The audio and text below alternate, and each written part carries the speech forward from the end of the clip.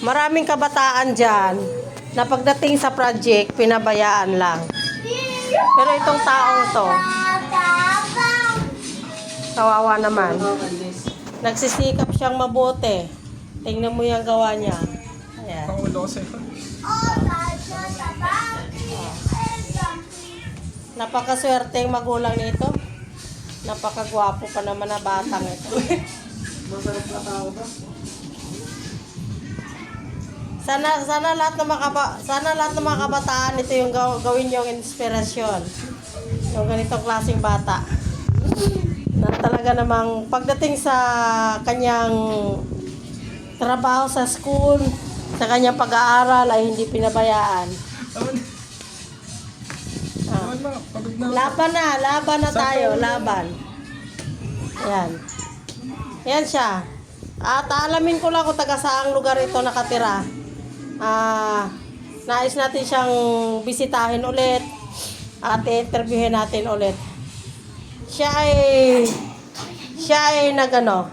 ay inutusan lang ng kanyang kaklase na gawin yan. Ayan. Ayan. Ganyan siya kasipag, lalo na sa kanyang sarili.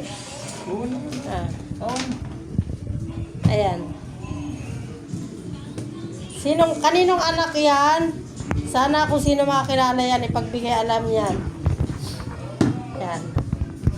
Ganyan kasipag yan siya. Noy, anong pangalan mo? Noy. Ano ba yung mga sinag di ang mga pag-post? Ano pangalan mo, Noy? Wala, nakapokus siya sa kanyang ginagawa. Pero kahanga-hanga naman na kanyang ginagawa, oh. Yan ang mga gawa niya yan. Talagang sulat kamay yan. Pinaghihirapan niya yan. Sana ito ang daan at ito ang magbigay aral sa mga kabataan na kagaya niya. Yan. At huwag ninyong gayahin to. Yan ang nagiging ano niya. Oh. Nakalive yan. Yan. Hey. Nababaliw na 7. Yan ang kanyang project. Tuwing umuwi galing sa school. Yan. Gagi kasi po post. Kita mo ka ako. Tumo ako. Ayan. Kilala natin yan. Matalino pagdating yan. Matalino yung tao na yan. Si Denmark naman. Saan ba? Ngayon lang ako nakakita ng ganyan, oh. Sulat kamay talaga niya yan. Ayan. Mano-mano niyang ginagawa yan. Ayan. Denmark naman. Si Denmark. Ayan. Ito. Ayan. Yan. Magaling, matalino yan pagdating sa ano, sa mga email. Ayan.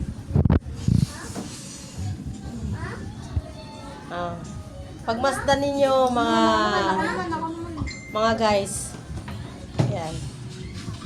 Pagmasdan nyo mabuti guys, napakahirap ng kanyang ginagawa. Ayan guys. Ayan guys, sabi niya mga isang linggo na rin niyang ginagawa yan. Danan.